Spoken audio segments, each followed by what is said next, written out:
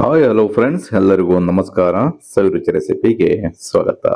ನಾನಿವತ್ತು ಬೆಳಗಿನ ತಿಂಡಿಗೆ ಹಾಗೆ ರೊಟ್ಟಿ, ಚಪಾತಿ, ಪೂರಿ ಜೊತೆಗೆ ಬಹಳನೇ ರುಚಿಯಾಗಿರ್ತಕ್ಕಂಥ ದಹಿ ಬೆಂಡೆಕಾಯಿ ಮಸಾಲ ಮಾಡೋದನ್ನ ತೋರಿಸ್ತಾ ಇದ್ದೀನಿ. ಈ ಬೆಂಡೆಕಾಯಿ ಮಸಾಲನ ಬೆಳಗಿನ ತಿಂಡಿಗೆ ಬೇಕಿದ್ರೂ ಮಾಡ್ಕೋಬಹುದು, ಅಥವಾ ಬಿಸಿ ಬಿಸಿ ಅನ್ನದ ಜೊತೆಗೂ ಕೂಡ ಮಾಡ್ಕೋಬಹುದು. ಬಹಳನೇ ರುಚಿಯಾಗಿರುತ್ತೆ.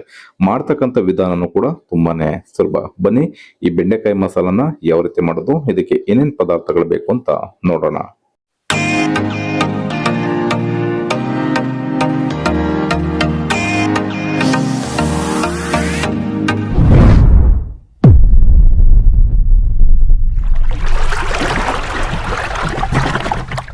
ದಹಿ ಬೆಂಡೆಕಾಯಿ ಕರಿನ ಮಾಡ್ಲಿಕ್ಕೆ ಅರ್ಧ ಕೆಜಿಯಷ್ಟು ಬೆಂಡೆಕಾಯಿನ ತಗೊಂಡು ಒಂದು ಬೆಂಡೆಕಾಯಿನ ಈ ರೀತಿ ಉದ್ದನಾಗಿ ಎರಡು ಭಾಗಗಳಾಗಿ ಕಟ್ ಮಾಡ್ಕೊಂಡಿದ್ದೀನಿ. ಈ ರೀತಿ ಕಟ್ ಮಾಡ್ಕೊಂಡಾದ ನಂತರ ಮಧ್ಯಕ್ಕೆ ಕೂಡ ಈ ರೀತಿ ಸೀಳ್ಕೋಬೇಕು. ಇವಾಗ ಈ ಬೆಂಡೆಕಾಯಿನ ಮೊದಲಿಗೆ ನಾವು ಫ್ರೈ ಮಾಡ್ಕೋಬೇಕಾಗತ್ತೆ. ಅದಾದ ನಂತರ ದಹಿ ಬೆಂಡೆಕಾಯಿನ ರೆಡಿ ಮಾಡ್ಕೋಬೇಕಾಗತ್ತೆ. ಬನ್ನಿ ಈಗ ಯಾವ ರೀತಿ ಫ್ರೈ ಮಾಡೋದು ಅಂತ ನೋಡೋಣ. ಬೆಂಡೆಕಾಯಿನ ಫ್ರೈ ಮಾಡ್ಕೊಳ್ಳಿಕ್ಕೆ ಒಂದು ಫ್ರೈ ಪ್ಯಾನ್ ಬಿಸಿ ಹಾಲಿಕ್ಕೆ ಇಟ್ಕೊಂಡು ಇದಕ್ಕೆ ಒಂದು 2 ಟೇಬಲ್ ಸ್ಪೂನ್ ಅಷ್ಟು ಎಣ್ಣೆ ಸೇರಿಸ್ಕೊಳ್ಳೋಣ. ಎಣ್ಣೆ ಚೆನ್ನಾಗಿ ಬಿಸಿ ಆದ್ಮೇಲೆ ಈಗ ಕಟ್ ಮಾಡಿ ಇಟ್ಕೊಂಡಿರ್ತಕ್ಕಂಥ ಬೆಂಡೆಕಾಯಿನ ಸೇರಿಸ್ಕೊಳ್ಳೋಣ. ಇದ್ರ ಜೊತೆಗೆ ಸ್ವಲ್ಪ ಅರಿಶಿಣದ ಪುಡಿ, ಸ್ವಲ್ಪ ಮೆಣಸಿನಕಾಯಿ ಪುಡಿ, ಸ್ವಲ್ಪ ಉಪ್ಪನ್ನ ಸೇರಿಸ್ಕೊಳ್ಳೋಣ. ಈಗ ಎಳೆಯ ಕಾವನಲ್ಲಿ ಇಟ್ಕೊಂಡು ಒಂದು 8 ರಿಂದ 10 ನಿಮಿಷ ಈ ಬೆಂಡೆಕಾಯಿನ ಎಣ್ಣೆ ಜೊತೆನಲ್ಲಿ ಫ್ರೈ ಮಾಡ್ಕೊಳ್ಳೋಣ. ಈ ರೀತಿ ಮೊದಲಿಗೆನೆ ಬೆಂಡೆಕಾಯಿನ ಫ್ರೈ ಮಾಡಿಕೊಂಡು ನಾವು ದಹಿ ಬೆಂಡೆಕಾಯಿ ಕರಿನ ಮಾಡ್ಕೊಳ್ಳೋದ್ರಿಂದ ಬಹಳನೇ ರುಚಿಯಾಗಿರುತ್ತೆ. ಹಾಗೆ ಬೆಂಡೆಕಾಯಿನ ಎಣ್ಣೆನಲ್ಲಿ ಫ್ರೈ ಮಾಡೋದ್ರಿಂದ ಬೆಂಡೆಕಾಯಿನಲ್ಲಿ ಇರ್ತಕ್ಕಂಥ ಲೋಳೆ ಅಂಶನೂ ಕೂಡ ಕಡಿಮೆ ಆಗುತ್ತೆ. ಈಗ ಒಂದು 8 ರಿಂದ 10 ನಿಮಿಷ ಎಳೆಯ ಕಾವನಲ್ಲಿ ಇಟ್ಕೊಂಡು ಚೆನ್ನಾಗಿ ಫ್ರೈ ಮಾಡ್ಕೊಳ್ಳೋಣ.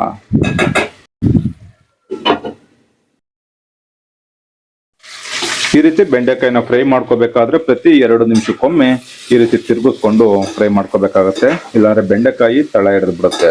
ಹಾಗಾಗಿ ಪ್ರತಿ 2 ನಿಮಿಷಕ್ಕೊಮ್ಮೆ ಮಿಕ್ಸ್ ಮಾಡಿಕೊಂಡು ಒಂದು 8 ರಿಂದ 10 ನಿಮಿಷ ಬೆಂಡೆಕಾಯಿ ಸ್ವಲ್ಪ ಸಾಫ್ಟ್ ಆಗಬೇಕು, ಅಲ್ಲಿವರೆಗೂ ಫ್ರೈ ಮಾಡ್ಕೊಳ್ಳೋಣ.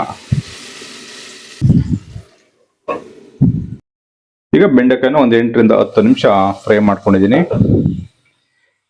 ಈ ರೀತಿ ಬೆಂಡೆಕಾಯಿ ನೀಟಾಗಿ ಸಾಫ್ಟ್ ಆಗಬೇಕು, ಅಲ್ಲಿವರೆಗೂ ಫ್ರೈ ಮಾಡ್ಕೊಂಡಾದ ನಂತರ ಸ್ಟವ್ ನ ಕಂಪ್ಲೀಟ್ ಆಗಿ ಆಫ್ ಮಾಡಿ ಈ ಬೆಂಡೆಕಾಯಿನ ಒಂದು ಬೌಲ್ಗೆ ತೆಗೆದಿಟ್ಕೊಳ್ಳೋಣ.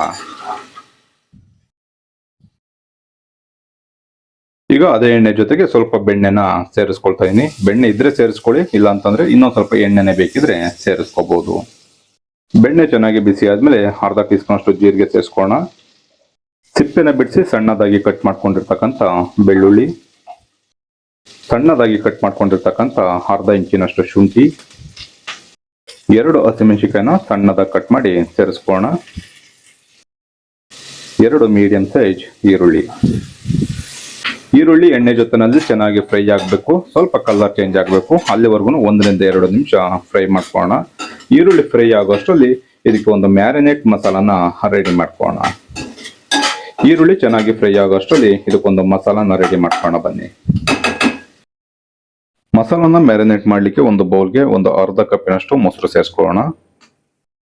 ಇದ್ರ ಜೊತೆಗೆ 1/4 ಟೀ ಸ್ಪೂನ್ ಅಷ್ಟು ಅರಿಶಿಣದ ಪುಡಿ, 1 ಟೀ ಸ್ಪೂನ್ ಅಷ್ಟು ಮೆಣಸಿನಕಾಯಿ ಪುಡಿ, 1 ಟೀ ಸ್ಪೂನ್ ಧನಿಯಾ ಪುಡಿ, ಅರ್ಧ ಟೀ ಸ್ಪೂನ್ ಅಷ್ಟು ಗರಂ ಮಸಾಲ, ರುಚಿಗೆ ಉಪ್ಪು.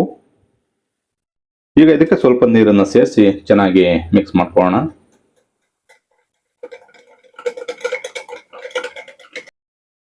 ಈ ರೀತಿ ಚೆನ್ನಾಗಿ ಮಿಕ್ಸ್ ಮಾಡ್ಕೊಂಡಾದ ನಂತರ ಇದನ್ನು ಒಗ್ಗರಣೆಗೆ ಸೇರಿಸ್ಕೊಳ್ಳೋಣ.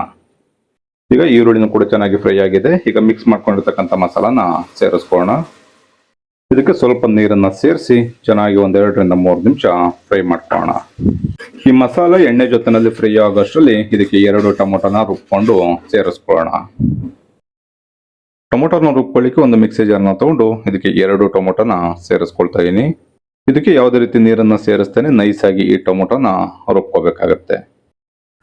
ಈಗ ಟೊಮೊಟೊನು ಕೂಡ ರುಬ್ಕೊಂಡಿದ್ದಾಗಿದೆ.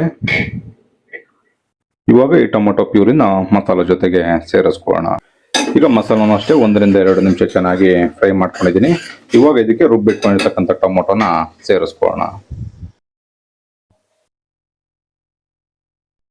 ಇವಾಗ ಈ ಮಸಾಲೆ ಎಲ್ಲ ಬೆಂದು ಸ್ವಲ್ಪ ಎಣ್ಣೆ ಬಿಡಬೇಕು. ಅಲ್ಲಿವರೆಗೂ ಒಂದು 4 ರಿಂದ 5 ನಿಮಿಷ ಚೆನ್ನಾಗಿ ಎಳೆ ಕಾವನಲ್ಲೇ ಬೇಯಿಸ್ಕೊಳ್ಳೋಣ.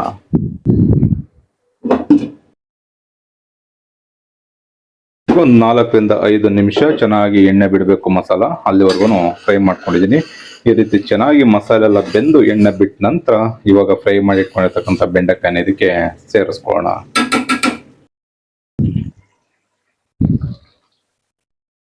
ಬೆಂಡೆಕಾಯಿನ ಆಲ್ರೆಡಿ ನಾವು ಫ್ರೈ ಮಾಡಿ ಸೇರಿಸ್ಕೊಳ್ತಾ ಇರೋದ್ರಿಂದ ತುಂಬಾ ಜಾಸ್ತಿ ಹೊತ್ತು ಬೇಯಿಸುವಂತ ಅವಶ್ಯಕತೆ ಇಲ್ಲ. 1-2 ರಿಂದ 3 ನಿಮಿಷ ಬೇಯಿಸ್ಕೊಂಡ್ರೆ ಸಾಕಾಗತ್ತೆ. ಈಗ ಚೆನ್ನಾಗಿ ಮಿಕ್ಸ್ ಮಾಡಿಕೊಂಡು ಒಂದು ಕುದಿ ಬರೋವರೆಗೂ 1-2 ರಿಂದ 3 ನಿಮಿಷ ಫ್ರೈ ಮಾಡ್ಕೊಳ್ಳೋಣ. ಈಗ 1-2 ರಿಂದ 3 ನಿಮಿಷ ಬೆಂಡೆಕಾಯಿನೂ ಕೂಡ ಫ್ರೈ ಮಾಡ್ಕೊಂಡಿದ್ದೀನಿ. ನೋಡ್ಬೋದು ಬೆಂಡೆಕಾಯಿ ಮಸಾಲ ಎಷ್ಟು ಸಖತ್ತಾಗಿ ರೆಡಿ ಆಗಿದೆ ಅಂತ.